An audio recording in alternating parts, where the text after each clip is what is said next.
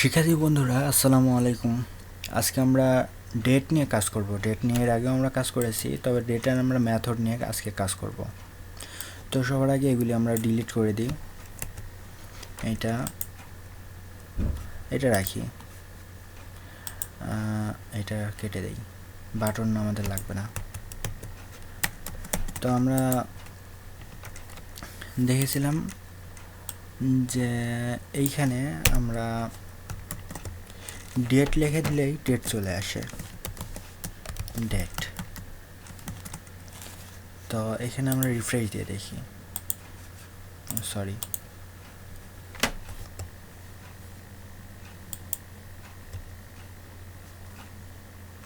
তো আমরা রিফ্রেশ দিই, কী অবস্থা? এই তো আমাদের ডেট চলে আসছে টোটাল, মানে আজকের যে ডেট, আজকে যে টাইম, ওটা চলে আসছে টাইম সহ। এখানে আবার গিটহাব কেন? তো আমরা এখন আমাদের এখানে টোটাল টাইমটা আসতেছে। তো আমরা এখন যদি শুধুমাত্র টাইমটা নিতে চাই, তাহলে আমরা এখানে আমাদের একটা ভেরিয়েবল দিতে হবে, পার ডি নামে নেই, D new date, new date. তো এখানে আমরা just D dot get time,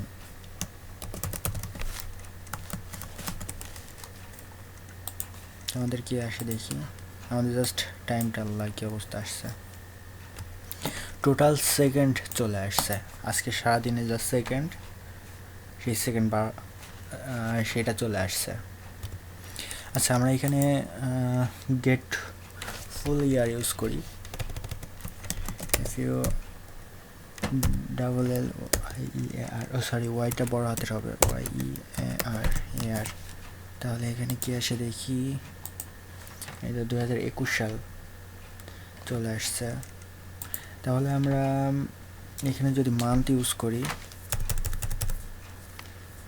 ফুল হবে না, মান্থ,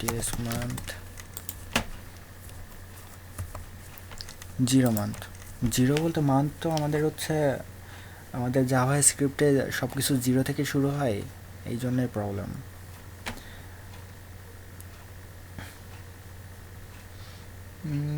এরপরে আমরা যদি হচ্ছে শুধুমাত্র গেট ডেট, ডেট, আজকে 7 তারিখ, আমার আসলে মনে ছিল না, দেখি আজকে, হ্যাঁ 7 তারিখ,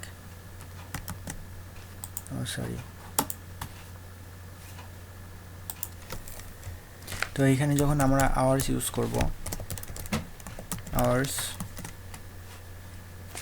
আওয়ার্স আওয়ার্স গেট আওয়ার্স, এখানে যখন আমরা আওয়ার্সটা ইউজ করব, তখন এখানে কি আসে দেখি, স্পেলিং জিরো আওয়ার্স। এখন 12টা বাজে, রাত 12টা, এই কারণে জিরো আসছে। তো এখানে মিনিট ইউজ করি, সরি, মিনিটটা MINUTES, মিনিটস। এখন কত মিনিট? 16 minute, 16 minute. সেকেন্ড দেখি, সেকেন্ড আসে কিনা, SECOUNDS,